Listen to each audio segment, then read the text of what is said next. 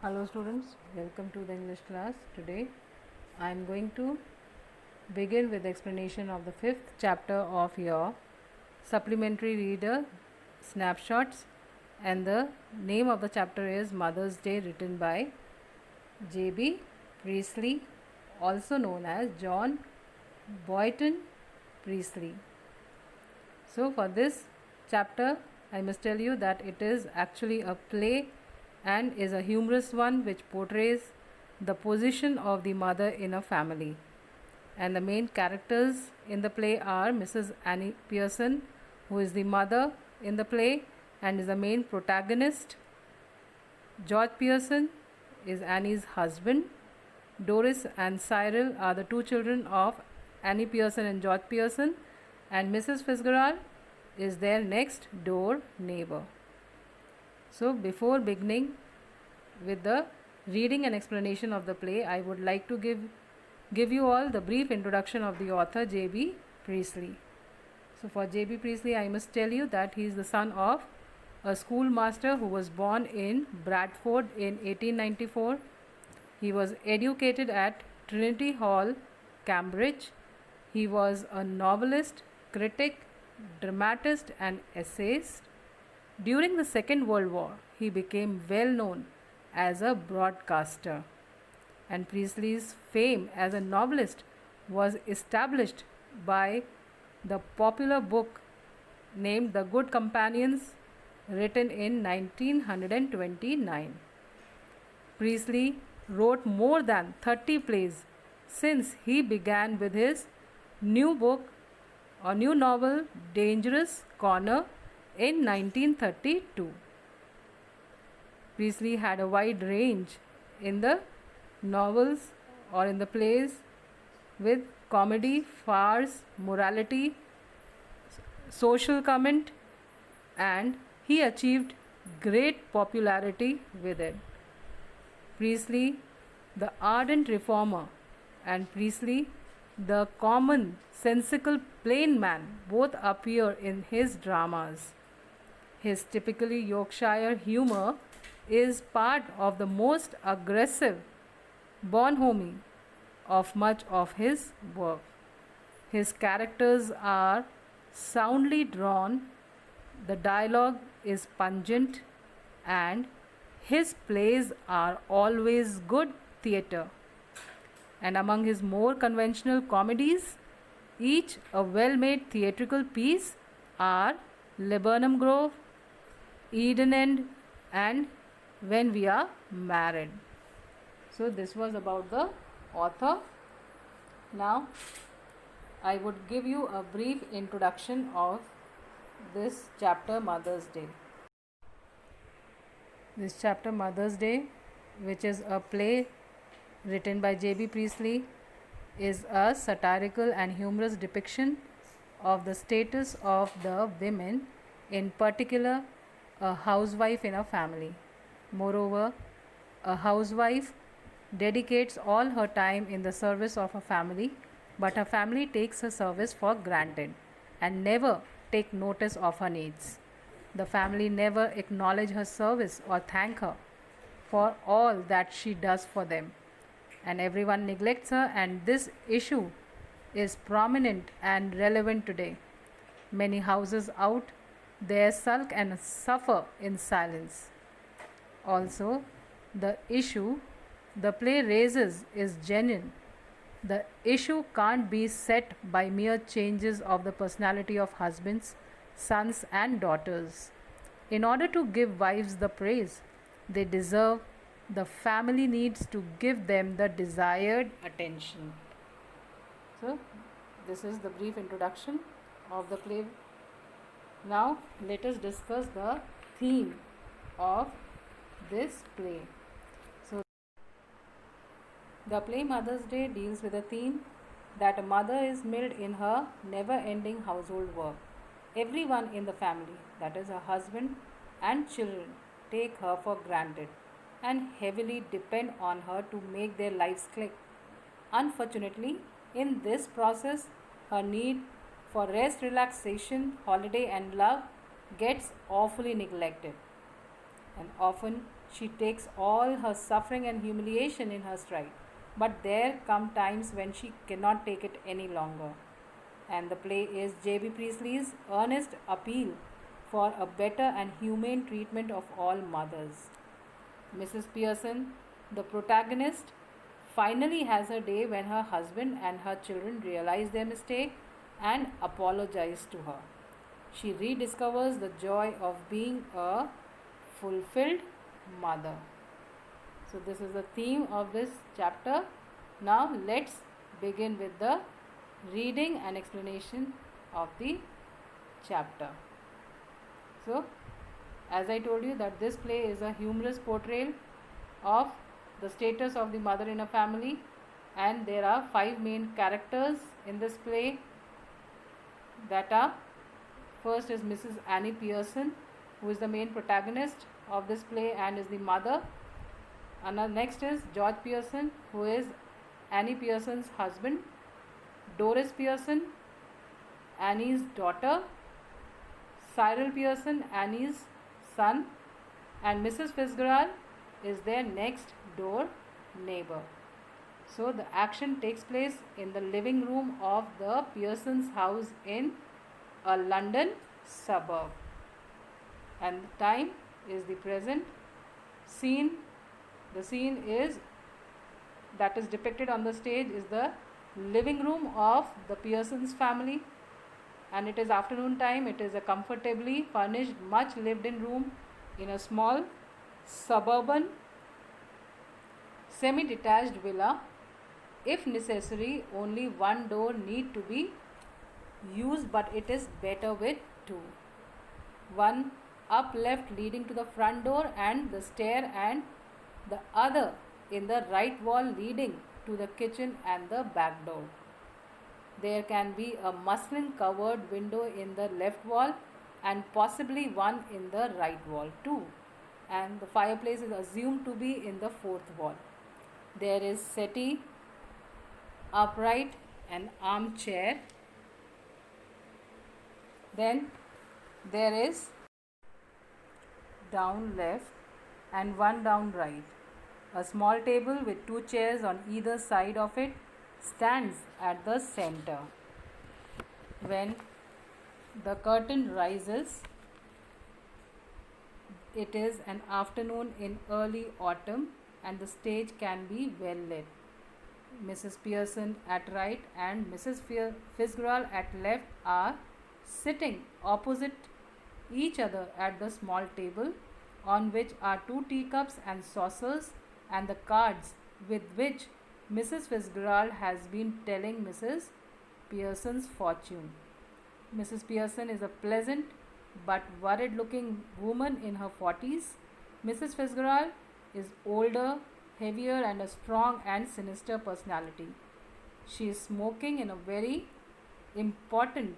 It is very important that these two should have sharply contrasting voices. Mrs. Pearson speaking in a light, flurried sort of tone with a touch of suburban cockney. Cockney is the dialect or accent which is used in the East End of London. Suburban cockney perhaps, and Mrs. Fitzgerald with a deep voice, rather Irish perhaps. So we can say that Mrs. Fitzgerald, as depicted in the play, is a tarot card reader and is a smart woman,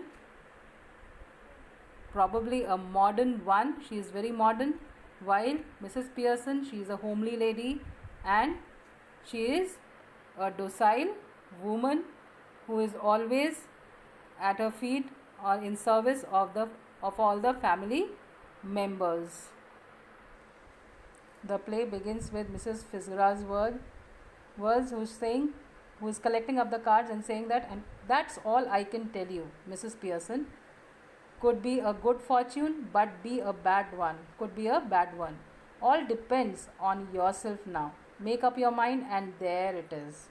So, in these lines, we can see that the story begins with both Mrs. Pearson and Mrs. Fitzgerald sitting opposite each other at Mrs.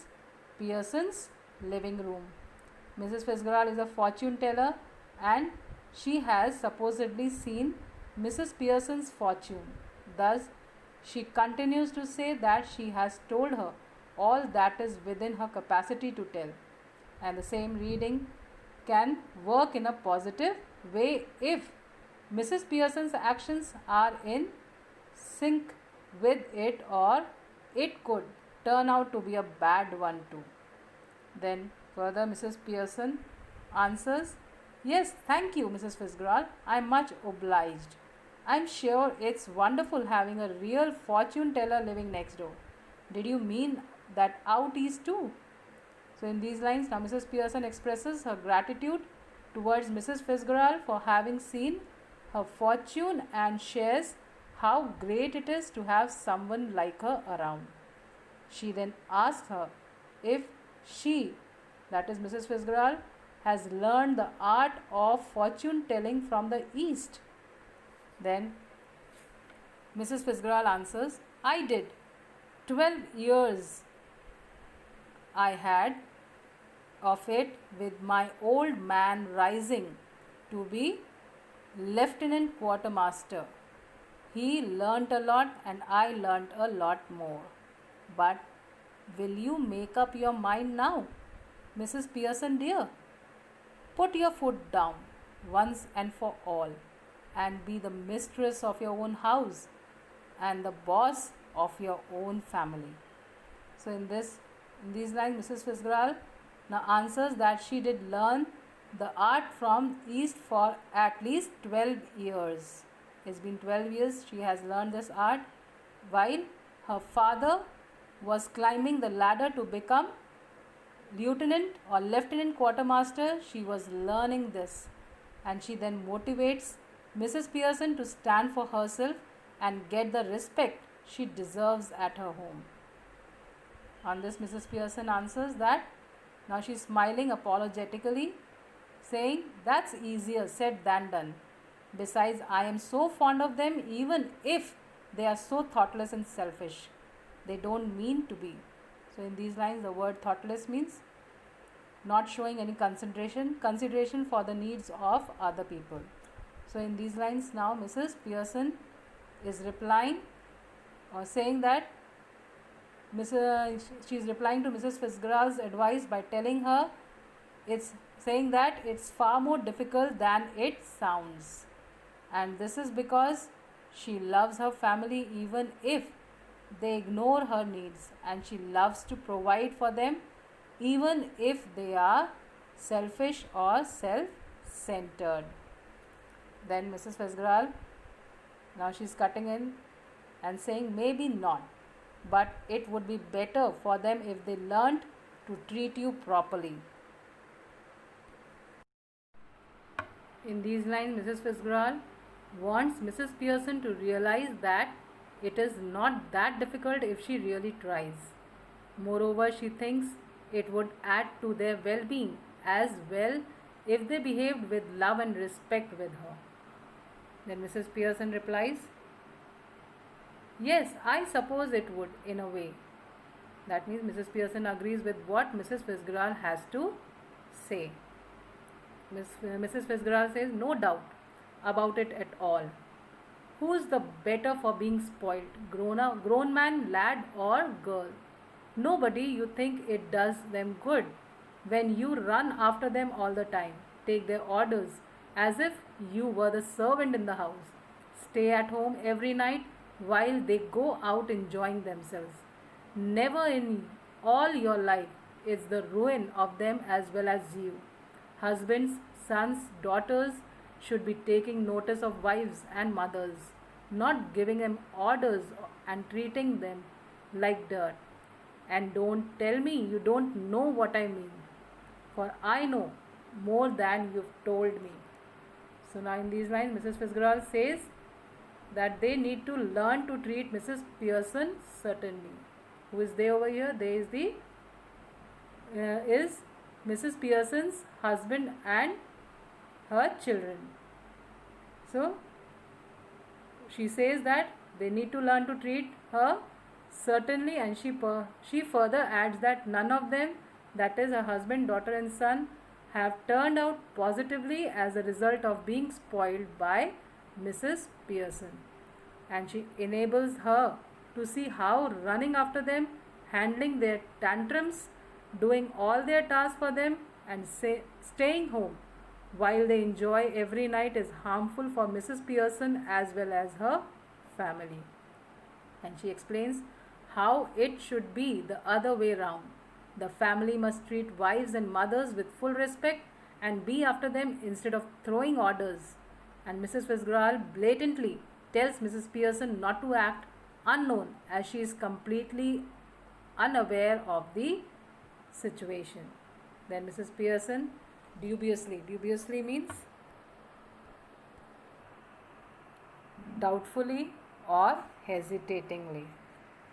So now Mrs. Pearson dubiously says, I suppose it is, but I do hate any unpleasantness, and it's so hard to know where to start.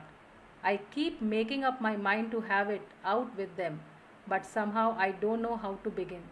Then she glances at her watch or at a clock.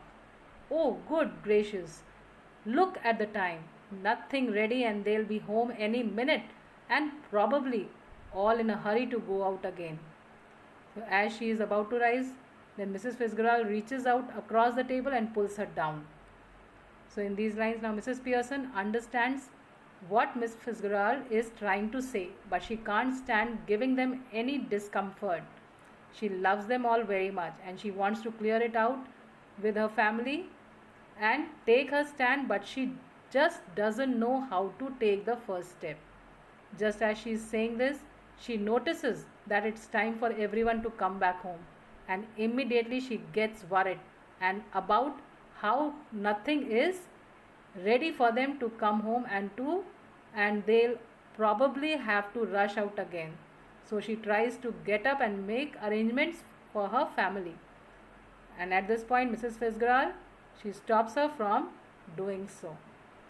Then in the next line, Mrs. Fitzgerald says, let them wait or look after themselves for once. This is where your foot goes down. Start now. And she lights a cigarette from the one she has just finished.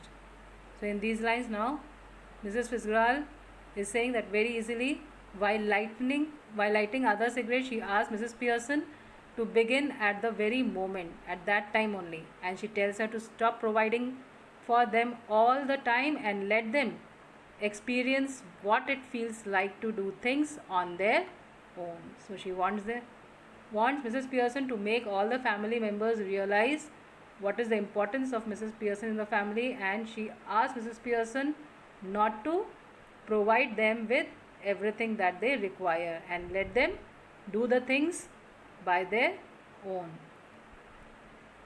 Then Mrs. Pearson, she is feeling embarrassed and says, Mrs. Fitzgerald, I know you mean well. In fact, I agree with you, but I just can't. And it's no use you trying to make me. If I promise you, I'd really have it out with them. I know I won't be able to keep my promise. So in these lines now, Mrs. Pearson is saying that even though in the hearts of hearts, Mrs. Pearson knows that Mrs. Fitzgerald is right, and she tells her that it is almost impossible for her to obey it, because she feels that there is no point in giving a promise, and she won't be able to keep the promise. Then Mrs. Fitzgerald says, then let me do it. So what does Mrs. Fitzgerald mean? See, now she asks Mrs. Pearson to let her do the hard part and teach Mrs. Pearson's family a lesson. It is a very strange thing that how Mrs. Fitzgerald will do that for Mrs. Pearson. So now Mrs. Pearson says, now she is flustered. Flustered means make someone agitated or confused or half intoxicated. So now Mrs. Pearson, being flustered, says, oh no, thank you very much, Mrs. Fitzgerald, but that won't do at all. I couldn't possibly be somebody else. They'd resent it at once and won't listen. And really I couldn't blame them. I know I ought to do it, but you see how it is. Then she looks apologetically across the table, smiling rather miserably.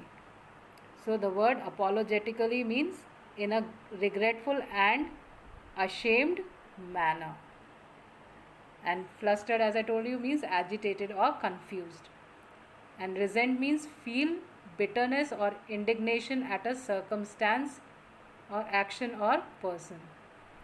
So in these lines, now Mrs. Pearson tells Mrs. Fitzgerald that she doesn't think it is a good idea, and she says so because she knows that they might react to her changed behavior at first, but then would ignore it and resort to their old ways. And also, Mrs. Pearson doesn't blame them for this. She feels stuck because she knows it needs to be done, but she is unable to do it. Then Mrs. Fitzgerald very coolly says, "You haven't got the idea." Means that she tells Mrs. Pearson that she has no idea how successful the idea can be. Then Mrs. Pearson, she is bewildered, means confused, says, "Oh, I'm sorry. I thought you asked me to let you do it."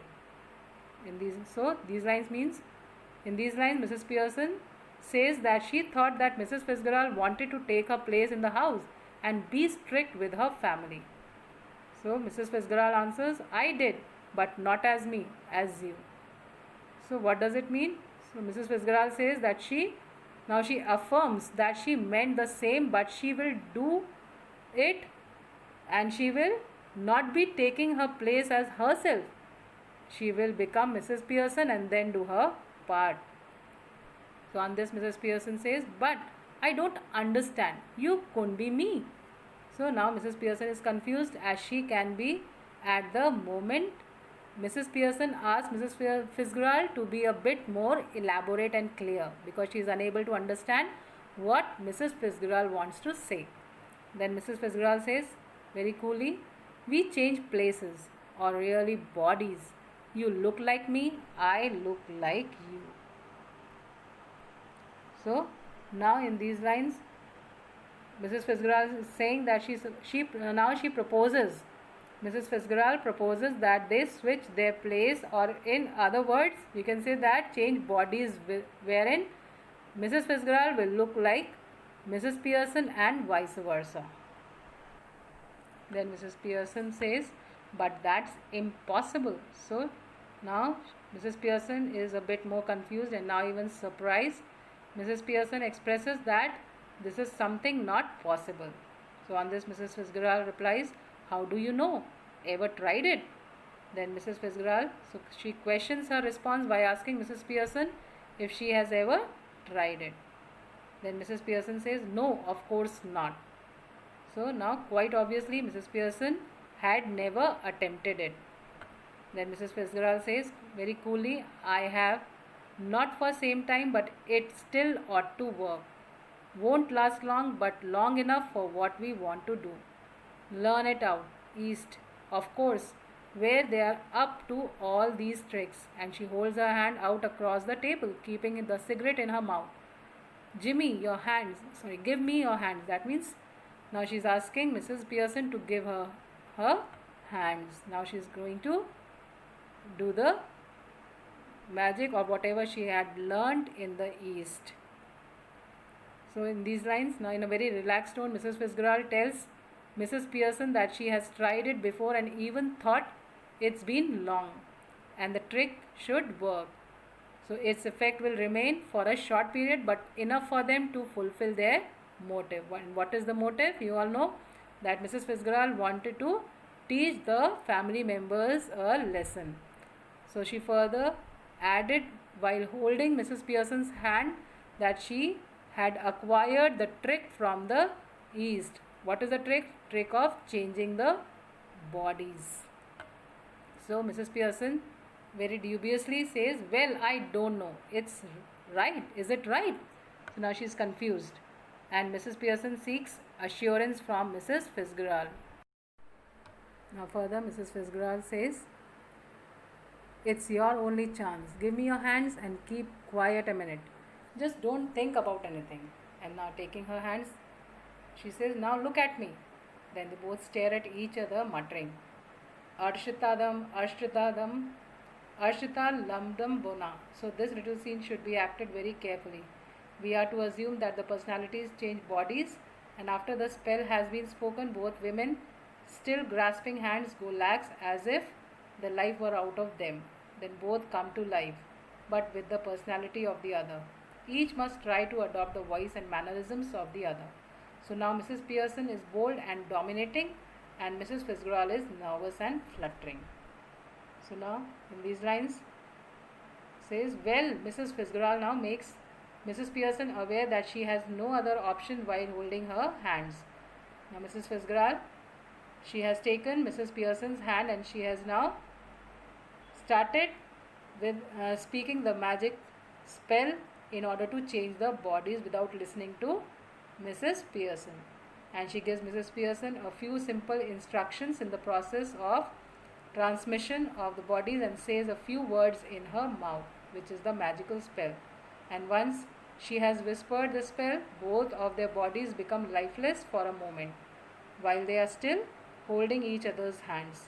And as they both come back to life, they try to imitate each other. So this, because it is a play and it is being acted on the stage, so now as the bodies have been changed, so we have to assume that they both are two different, the ladies who have interchanged their personalities. So they try to imitate each other. Now Mrs. Fitzgerald is now a bit shy lady and Mrs. Pearson has become unafraid. So Mrs. Pearson soul has entered into Mrs. Fitzgerald's body and Mrs. Fitzgerald's soul has entered into Mrs. Pearson's body, and now they are just imitating each other. So now Mrs. Pearson on this says, now with Mrs. Fitzgerald's personality, she says, see what I mean, dear. And she notices the cigarette. Here, you don't want that. And she snatches it and puts it in her own mouth, puffing contentedly. So now the personalities have now been switched, and with this the transmission process is complete. And while snatching away the cigarette from Mrs. Fitzgerald's hand, who is now actually Mrs. Pearson, she is confident about the success of her trick. So now Mrs. Fitzgerald, with Mrs. Pearson's personality, looks down at herself and sees that her body has changed and gives a scream of fright. So we can say that Mrs. Fitzgerald, who has entered into Mrs. Pearson's body, look at herself, and now she is shocked to see herself in the body of Mrs. Fitzgerald, and thus she screams with fright. She is frightened now. Then Mrs. Fitzgerald, with Mrs. Pearson's personality, says, oh, it's happened. So now Mrs. Fitzgerald is still in a shock, now believes that it is possible that, and their bodies have actually changed. So she has tried this trick for the first time maybe. So as the bodies have been changed, so she is feeling that her trick is successful.